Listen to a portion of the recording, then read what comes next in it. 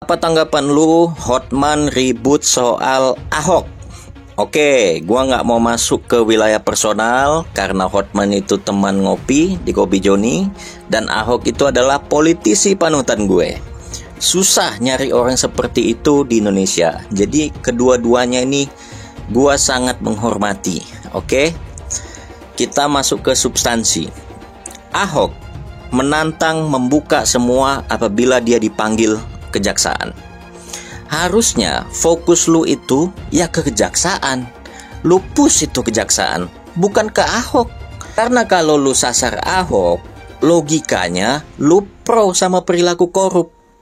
Atau jangan-jangan klien lu terganggu karena Ahok menantang itu. Sesimpel itu logikanya. Kenapa Ahok nggak ribut waktu jadi komisaris bla bla bla bla bla bla bla. Dulu dia pernah ribut, disuruh diam sama orang DPR, di-tweet lagi. Harusnya itu yang lu pertanyakan. Kok ada DPR, Dewan Perwakilan Rakyat, suruh diam, padahal orang mau buka semua busuk-busuk di dalam itu. Apa emang Indonesia ini dikuasai nama koruptor? Kan logikanya jadi kebalik-balik. Jadi kalau semakin lu cari kesalahan Ahok karena dia menantang para koruptor, semakin lo itu kelihatan kalau lu itu pro sama koruptor. Balik lagi, tekan dong penegak hukumnya. Suruh panggil Ahok, dibuka semua itu ke publik, dan biarkan publik yang menilai. Ini cerita-cerita, dulu Ahok ngomong apa, sekarang ngomong apa. Dinamika itu bisa berubah. Kejadian bisa berubah. Lo nggak tahu persis apa yang ada di dalam, apa yang dialami Ahok. Misalnya kalau dia ribut saat itu. Fokus aja sama hari ini. Ditantang buka data, ya tekan penegak hukumnya supaya diproses. Sesimpel itu. Indonesia darurat koruptor, darurat korupsi. Jadi untuk pemimpin Bapak Prabowo, tolong undang-undang perampasan harta koruptor itu disahkan. Sakit hati nih nonton berita-berita ini. Pejabat-pejabat korupsinya sampai triliunan, ratusan triliun. Bahkan sudah sampai 900 triliun hanya satu instansi Pertamina. Kalian sadar nggak betapa kayanya Indonesia ini ternyata? Kaya banget negara kita ini. Tapi dikorupsi sama pejabat. Hati nurani pejabat ini udah hilang ya kayaknya ya. Di tengah kesusahan rakyat cari-cari kerja, nge-DM aku banyak banget ya. Katanya hidup di Indonesia itu udah susah. Mau bikin bisnis susah, mau cari kerja susah, keuangan susah. Tapi pejabat-pejabatnya hidup berkelimangan harta. Sudah miliaran per tahun, masih tetap aja korupsi guys. Serakah tahu nggak ini para pejabat ini. Aduh, sakit hati aku guys. Aduh Indonesia. Itu belum lagi hilang ya, belum lagi hilang. Kasus korupsinya si Harvey Muiz. Ini muncul lagi pejabat-pejabat lain yang korupsi. Guru-guru aja, guru-guru yang tugasnya itu mencerdaskan generasi bangsa, digajinya itu kecil-kecil aja. Guru honorer apalagi lebih parah. Guru-guru tuh nggak sejahtera banyak ya. Di pelosok-pelosok banyak orang susah. Jalan-jalan tidak diperbaiki. Tapi kenapa ini pejabat ini mengenyangkan perut sendiri ya? Siapa lagi guys yang bisa dipercaya? Coba departemen mana lagi yang bisa dipercaya? Semua rata-rata korupsi. Miliar-miliaran guys gajinya, tapi tetap serakah perutnya. Serakah ininya. Siapa yang mensahkan undang-undang perampasan harta koruptor ini? Harus disahkan. Bangkrut Indonesia ini kayak gini caranya. Kenapa ya kalau pelaku korupsi itu wajahnya bersih-bersih, ganteng-ganteng, pokoknya rapi, semuanya bersih-bersih. Tapi kalau maling ayam bonyok semua mukanya nih ya. Kenapa sih hal kayak gini aja mesti dibeda-bedain? Kenapa sih gak disama-samain aja sih? Adil dong. Pertamina ngebantah kalau Pertamaxnya adalah oplosan dari Pertalite. Gini ya dek, lo gak usah rakyat Indonesia dengan bantahan itu. Kami rakyat Indonesia nggak amat.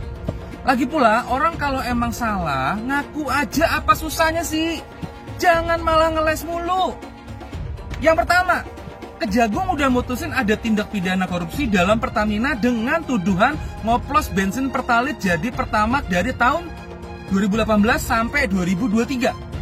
Kalau udah ada putusan dan bahkan pelakunya udah ketangkep juga, itu artinya udah ketahuan barang apa yang dikorupsi, duit hasil korupsinya, cara korupsinya, dan barang bukti korupsinya. Yang kedua, kalau bukti dan temuan tipikor semuanya dibantah dan Pertamina bilang nggak ada oplos-oplosan, ngapain itu orang ditangkepin semua? Logikanya di mana? Kalau salah ngaku salah, apa susahnya sih? Minta maaf ke publik, terus langsung berbenah untuk bisa dapetin kepercayaan publik. Jangan malah ngeles mulu. Kita dipaksa bayar pajak PBB, dikasih sertifikat tanah ganda. Kita dipaksa bayar pajak, dikasih pejabat yang awur-awuran. Kita beli Pertamax biar subsidi dari negara lebih tepat sasaran, malah dikasih bensin oplosan. Ketat. Apa lo? Atas kejahatan Pertamina, masyarakat wajib minta ganti rugi. Jaksa Agung telah merilis bahwa keuntungan pribadi mereka dari direktur Pertamina dan para bajingan-bajingan itu sebesar 193 triliun dalam setahun, sementara mereka melakukannya dalam jangka waktu 5 tahun. Kalau dijumlah, keuntungan mereka pribadi sebesar 965 triliun, hampir mencapai 1/4 dari anggaran APBN 2025. Tahu nggak kalian, gaji direktur Pertamina yang bajingan itu, yang memperdaya masyarakat itu, gajinya 1,5 miliar. Apakah gaji sebesar itu belum cukup untuk mengenyangkan perutnya, untuk mengenyangkan perut keluarga-keluarganya itu? Oleh karena itu, masyarakat wajib menuntut. Yang pertama, hilangkan sistem barcode. Yang kedua, turunkan harga Pertamax dan Pertalite dalam dekade tertentu, dalam jangka waktu tertentu. Karena kalian telah memperdaya masyarakat, mengobjek masyarakat, merugikan masyarakat. Semoga Pak Prabowo sebagai Panglima tertinggi dan juga Bapak Kapolri dan Bapak Jaksa Agung segera menyelesaikan persoalan masyarakat ini. Hukum seberat-beratnya para bajingan-bajingan Pertamina itu, karena telah merugikan harkat dan martabat masyarakat Indonesia. Semoga video ini bermanfaat. Coba Anda bayangkan, sekiranya Kejaksaan Agung tidak bongkar kasus ini, maka akan berlanjut tindak pidana korupsi tersebut. Bayangkan berapa ratus triliun tiap tahun akan berlanjut. Ya, pertanyaannya adalah, Ahok tiba-tiba teriak akan saya bongkar. Pertanyaannya, sekiranya Kejaksaan Agung tidak bongkar kasus itu, apakah Ahok akan diam selamanya? Itu dia pertanyaannya. Atau memang dia tidak punya data apa-apa, cuma mau pansos, tiba-tiba ikut nebeng populer, seolah-olah mau bongkar. Jadi sekiranya Kejaksaan Agung tidak bongkar, berarti kasus ini akan berlanjut terus. Tiap tahun ratusan triliun. Dan selama ini Ahok diam. Pak, dia dulu logikanya. Kalau you pakai logika, maka memang ada keanehan besar dalam sikap Ahok ini. Intinya dia bilang, saya akan bongkar. Wah, berarti dia tahu sesuatu. Kalau benar dia tahu sesuatu, dan kalau Kejaksaan Agung tidak membongkar, berarti korupsi akan berlangsung terus. Itu makanya saya mengatakan sangat di luar nalar kalau Ahok tiba-tiba mengatakan akan saya bongkar. Padahal itu tindak pidana korupsi terjadi pada periode dia dan tugas dia sebagai pengawas. Ya, di situ kata kunci akan saya bongkar. Oh, sekarang kalau Jaksa Agung tidak bongkar berarti akan berlanjut terus. Di mana tanggung jawabmu, Ahok? Saya sebagai pengacara 40 tahun nggak terima logikanya dikit pun. Biar para pendukung Ahok pakai otak, analisa dulu. Jangan pakai pantakmu kalau mikir. Lagi yang ini. Setidaknya kau harus mengatakan minta maaf kepada publik. Terlepas dari apa. Ini salah satu triknya pengacara. Yang penting minta maaf aja dulu. Kalau udah minta maaf, udah kelar ceritanya. Mau gimana pun ceritanya akan dianggap bersalah. Udahlah bang, kalau yang bobrok kita harus jelasin sama masyarakat emang begitu adanya. Atau kalau emang lu gak mau ikut ribet, udah lu diem selesai cerita. Tapi kalau emang lu pengen bersuara buat negara lo, buat merah putih, bukan buat siapapun yang ada di belakang lo, tapi buat masyarakat, lo harus bersuara yang tidak memihak kepada siapapun. Omongin bang yang bener, apa adanya. Untuk Ahok dari Singapura, kamu tahu nggak kemiskinan ekstrim di Indonesia 25 juta orang menurut catatan resmi. Itu catatan resmi. Yang tidak resmi saya yakin jauh lebih besar dari situ. Pengangguran resmi menurut catatan resmi pemerintah 7,5 juta orang. Itu pun yang resmi. Saya yakin jumlah sebenarnya lebih dari situ. Jadi kalau kau seorang pahlawan, semua gajimu sebagai komisaris utama Pertamina kembalikan, bagikan kepada rakyat. Jangan ngotot padahal itu adalah tugasmu. Apabila ada suatu pelanggaran besar di suatu sekolah, misalnya bertahun-tahun kepala sekolahnya tidak tahu, maka itu adalah kepala sekolah yang harus digantung lehernya. Ya kalau ada kepala sekolah seperti itu. Kamu sebagai komisaris bertahun-tahun, kalaupun kamu tidak salah, tapi itu adalah suatu kegagalan kamu sebagai komisaris. Ya, itu adalah kegagalan kamu sebagai komisaris. Jadi kalau kau memang gentleman, kembalikan semua gajimu sebagai komisaris utama Pertamina, bagikan kepada rakyat miskin. Dan nggak usah terlalu pansos lagi. Nggak mungkin kau terpilih jadi presiden. Yakin saya, nggak akan ada atau nggak akan banyak yang milih kamu jadi presiden. Karena sebagian besar warga Indonesia golongan Tionghoa pun nggak suka sama kamu. Jadi jangan ngotot lagi sekarang kemana-mana, ngotot. Ayo, dan salam untuk istrimu yang sekarang dan juga untuk mantan istrimu. Istriku masih ada, baru satu dan hanya satu. Ibarat orang bekerja di sebuah perusahaan, kemudian dia ingin menjadi pahlawan kesiangan dengan membongkar bobroknya perusahaan tempat di mana dia bekerja. Dia mencari makan untuk anak istrinya. Dia pasti mikir-mikir, Pak. Kalau nggak dikucilkan atau diberhentikan, itu sudah pasti, Pak. Begitu juga dengan Pak Ahok. Sekarang dia sudah tidak menjabat sebagai komisaris utama di Pertamina. Dia tidak punya tendensi, tidak punya kepentingan apapun. Terus lapo, sampean sing sewot, sampean sing vokal, sampean sing kepanasan, niku lapo, iku tanda tanya. Sampean punya tendensi, punya kepentingan apa, yo? Tanda tanya besar itu. Kalau pemerintah sekarang mau membereskan soal Pertamina, membereskan soal pengadaan, taruh di katalog RKPP. Kalau Anda tidak kasih, semua orang akan curiga Anda sedang mau ganti pemain. Kalau ini berlalu seperti ini hanya ganti pemain, kita tahu dong. Mau kasus PT Timah, mau siapa, kalau masih sama kejadiannya, Anda ganti pemain. Makanya kenapa semua takut menjadi dirut? Kan itu yang maunya orang gitu loh. Pejabat Republik ini kalau mau beres, naikin gaji. Pembuktian terbalik.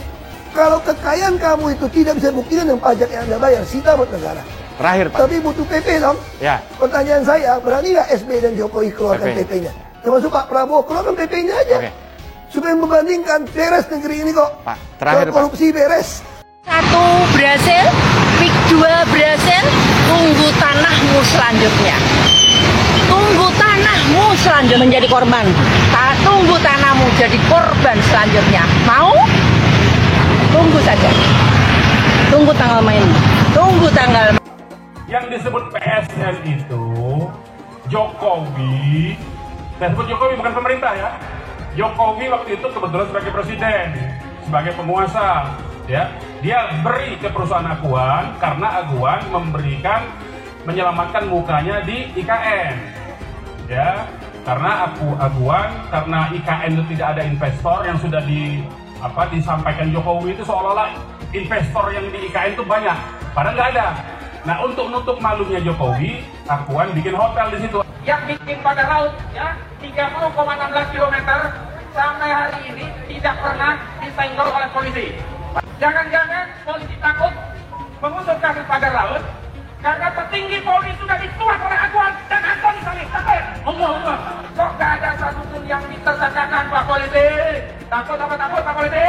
Laut itu milik kita yang ngelola negara. Mau diambil Aguan dan Antoni Salim? Kurang ajar. Jangan sampai hari ini NKRI sampai ke anak cucu kita sudah menjadi NKRA, Negara Kesatuan Republik Aguan, Negara Kesatuan Republik Antoni Salim. Kenapa?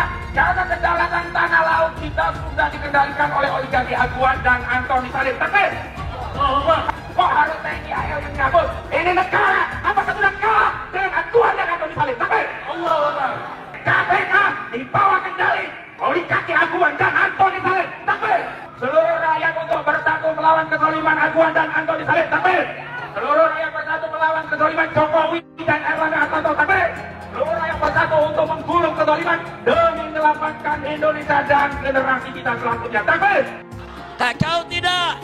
Saya mau tanya, pagar 30 km itu pendek apa panjang? Pendek apa panjang? Sekarang saya mau tanya, di pinggir laut kita ada petugas kita tidak? Ada tidak? Pengawas laut ada tidak? Apa iya mereka nggak tahu? Dia mau bodohin rakyat. Ditanya, ini bagaimana Pak? 30 km. Menteri ditanya, nggak tahu. Ngapain lu jadi menteri? Digaji mahal nggak tahu. Kacau tidak? Kacau tidak? Bukan nggak tahu, udah pada terima sogokan. Nah, dia terima sogokan, dia nggak sangka kalau rakyat marah. Pinggir laut itu milik negara, bukan milik pribadi. Nggak boleh, saudara, orang main pagar laut. Sombongnya, sekarang begitu udah rame, apa dia bilang? Enggak, itu swadaya masyarakat. Mereka mau bikin di situ Pantai Indah Kapuk 2 katanya. Mau dibikin di di Tangerang gitu kan? Saya nggak tahu ada sangkutan atau enggak sama pagar laut, wallahu a'lam. Yang saya tahu mereka mau bikin PIK 2 di situ. Kalau mereka mau bikin PIK 2 di situ, berarti masyarakat digeser nggak? Kegeser nggak? Yang ada di PIK rata-rata orang kaya apa orang miskin yang tinggal? Orang kaya apa orang miskin? Orang kaya, mereka bikin rumah besar-besar, nanti mereka taruh mereka punya speedboat, nanti mereka ini punya laut. Udah kayak mereka yang punya laut, nanti mereka pergi ke sana, itu laut kayak punya mereka nanti. Akhirnya masyarakat asli pribumi akan tergeser dari tanah kelahirannya sendiri, saudara. Ada pula yang dengan penuh semangat menjadikan kasus Aguan sebagai contoh kejahatan Tionghoa. Tulis Rizal, dengan memperalat penguasa politik, penjahat etnis Cina itu menggusur dan mengusir, menjajah, menjelajah, memaksa, dan membuat derita. Menurutnya lagi, PIK 2 Aguan adalah gambaran dari arogansi dan keserakahan etnis Cina. Ia hendak membuat negara dalam negara, tulis Rizal. Rakyat ditipu dan dibodohi seolah-olah akan disejahterakan, padahal yang sejahtera hanya segelintir pejabat dan aparat serta jaringan mafianya saja tambahnya. Ujungnya, tulis Rizal, pemerintah harus melakukan pembatalan segala perizinan yang terkait PIK 2. Proyek ini wajib untuk dibatalkan, kata Rizal. Rizal bersemangat sekali mencaci Aguan yang menurutnya beraroma kriminal. Aguan adalah etnis Cina jahat, model dari mafia yang berduit banyak dan layak untuk masuk jeruji besi karena mengacak-acak Indonesia, tulisnya. Anies tidak pernah menggunakan politik identitas, itu fakta. Jadi yang menggunakan politik identitas yang pertama kali itu adalah Ahok. Nggak boleh, silakan buka, maksudnya gini, saya ini minoritas 3 kali. Kan disebutkan Ahok itu kan? Saya Cina, saya Kristen, saya orang dari Sumatera, minoritas 3 kali. Jadi yang mengangkat isu-isu identitas ini justru Ahok. Jadi sebenarnya yang harus kita teliti kalau secara faktual, kenapa Ahok mengangkat isu politik identitas? Dia ingin mengkapitalisasi keminoritasan itu supaya memunculkan sentimentasi positif terhadap dirinya. Dan dia playing victim terus. Yang nggak bisa dia kontrol kata-katanya, yang membuat dia terpleset dalam permainan itu. Dan itu terbukti, dia selalu mengglorifikasi, mendengungkan bahwa dia minoritas. Itu selalu ada itu. Yang itu sebenarnya nggak ada. Politik identitas itu sudah ada sebelum Anies ikut kontestasi jadi calon gubernur. Waktu Anies masih menteri sudah ada itu. Saya Muslim, saya pilih Ahok gitu. Sudah ada. Ini politik identitas. Tidak ada cerita Ahok dengan Anies. Ketika saya kalah, saya langsung kasih Anies penghargaan, ucapan segala macam.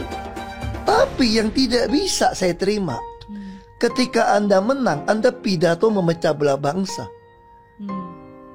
Bahwa Jakarta udah kembali ke pangkuan pribumi yang dijajah selama ini. Itu teksnya di mana-mana. Itu sangat memecah belah bangsa. Saya ini asli Indonesia, saya undang-undang loh. Apa karena saya namanya Ahok? Itu yang tidak betul seorang Anies lakukan. Bagi saya Anies sangat tidak negarawan. Anda udah menang, it's okay gitu loh. Saya juga tidak bawa ke MA, nggak bawa ke MK. Waktu Anda ulang tahun DKI saya juga datang. Tapi kenapa Anda mesti pidato seperti itu? Apakah kasus korupsinya ada indikasinya kuat? Laporan BPK. Laporan BPK itu menyimpulkan Formula E tidak boleh dibiayai oleh APBN maupun APBD. Firm itu ya? Firm, karena menurut undang-undang yang boleh dibiayai oleh APBN, APBD itu undang-undang olahraga tertentu yang disukai rakyat secara masif. Nah, lalu disebut yang masif itu apa? Sepak bola, voli, bulu tangkis, sirkuit itu tidak ada. Nah, lalu BPK minta ini supaya didalami, ada indikasi tidak benar. Nah, setiap ini mau didalami, ribut. Katanya mau menjegal Anies gitu. Sehingga sekarang ya kalau pertimbangan politisnya begitu, saya bilang silakan aja KPK. Tapi kalau Anda tanya ke saya, bukan bahkan saya ya, KPK itu bukan bahan. Kalau Anda tanya ke saya, Anda pedulikan itu, tegakkan. Yang tersangka setelah Pilpres ini namanya Anies Baswedan. Mas Anies. Mas Anies, masa sih angin kok sampai nggak punya KTP lo ya? Angin keluar, angin masuk, angin keluar, masuk angin dodo ya, angin puting beliung, wes angin-anginan itu kok semua bisanya nggak punya KTP itu lo ya? Angin dari Jakarta ke Lampung ke Sumatera ke Jawa itu ya, kok bisanya liar begitu? Sama seperti air hujan ya, air hujan itu yang banjir itu bukan banjir ya, itu air parkir ya, air yang parkir Mas Anies. Mau punya pemimpin yang seperti itu ya, mau punya pemimpin yang seperti itu, dikiranya rakyat ini bodoh semua kali ya. Air hujan jatuh ke bumi, nggak boleh masuk gorong-gorong. Yang banjir itu bukan banjir, itu parkir. Mas Anies. Mas Anies pernah jadi gubernur 5 tahun di DKI. DKI menerima indeks polusi tertinggi di dunia. Bagaimana dengan anggaran 80T, Pak Anies sebagai gubernur tidak dapat berbuat sesuatu yang berarti untuk mengurangi polusi. Terima kasih. Polusi udara tak punya KTP, angin tak ada KTP-nya. Angin itu bergerak dari sana sini. Ketika polutan yang muncul dari pembangkit listrik tenaga uap mengalir ke Jakarta, maka Jakarta punya indikator, karena itu Jakarta mengatakan ada polusi udara. Ya susah kalau kita menyalahkan angin dari mana saja ya. Kalau kita dengan gampang menyalahkan angin, hujan dan sebagainya, ya mungkin tidak perlu ada pemerintahan kalau begitu ya. Apa yang bisa diharapkan dari Anies? Nggak ada. Jakarta amburadul, mimpin Jakarta aja amburadul, apalagi mimpin Indonesia. Anies itu perbual. Kayak mana apa karena perbual itu? Pembohong. Pembohong itu Anies itu. Gak usah dengar itu. Nggak layak jadi pemimpin. Apalagi jadi presiden. Di Jakarta aja kamu tengok itu amburadul. Di Jakarta tingkat kemiskinan tinggi. Pembangunan apa yang bisa dibangun Jakarta? Satu puskesmas pun bangunnya nggak ada. Masjid aja nggak ada dibangun. Mau ibadah. Di mana-mana kelebihan bayar. Apa yang bisa dibangun Anies? Satu aja nggak ada. Satu saja tunjukkan apa yang bikin Anies dibangun di Jakarta. Anies, siapa belakangnya? Oligarki, satu. HTI, FPI. Masa Indonesia bukan cari orang Yaman. Indonesia cari nyaman. Gen Z juga tahu kalau Anies adalah sosok yang didukung kelompok intoleran yang membuat Pilgub DKI 2017 menjadi sangat kotor. Politik identitas yang mengarah ke perpecahan seperti yang dikeluarkan pendukungnya Anies, yaitu Kadrun bin Kamret. Kafir lah, laknat lah, PKI lah, ya cuma itu doang kemampuannya. Itulah pendukung Anies. Jangan pernah takut melawan kadrun yang cuma pengen Indonesia hancur. Bapak politik identitas Indonesia Anies Baswedan, Bapak intoleransi Indonesia Anies Baswedan. Jangan lupakan, jangan terlena, jangan sampai dia pecahkan kita dengan dagangan ayat dan mayatnya. Air itu turun dari langit, turunnya ke atap rumah langsung sumur bor, bukan ke sungai dan ke laut. PKI yang kita harapkan, Anies Baswedan yang begitu jelas Islamnya, 4 tahun 8 bulan jadi gubernur. Mana peraturan bergub saja yang melarang miras? Mana perda Islam apalagi? Yang akhirnya tidak berani juga menegakkan hukum. Banjir tetap banjir, macet tetap macet, kriminalitas Jakarta. Anda tahu, 2 menit sekali terjadi pencurian. Sekarang orang sedang euforia, dia mau dicapreskan. Bagaimana umat terjebak lagi, bodoh lagi, masuk lagi. Kalau misalnya memang Anies itu mau maju dan dia tekad mau menegakkan hukum Islam dan menyatakan perlawanan, saya setuju. Tapi dia tidak lakukan itu. Dulu janjinya apa ya? Mensyukuri kenapa kalah, kenapa ditahan. Saya bersyukur atas itu semua. Saya coba bayangkan ya, kalau seandainya waktu itu kita menang gitu ya, hari ini belum tentu kita bisa nikmati seperti ini. Kita bersyukur 5 tahun Tuhan izinkan kasih ke orang yang pintar ngomong untuk kerja. Coba kalau kita bayangkan gitu ya, kalau kemarin saya masih jadi gubernur, ini saya udah turun ini. Tapi yang pintar ngomong itu dikira orang hebat kan?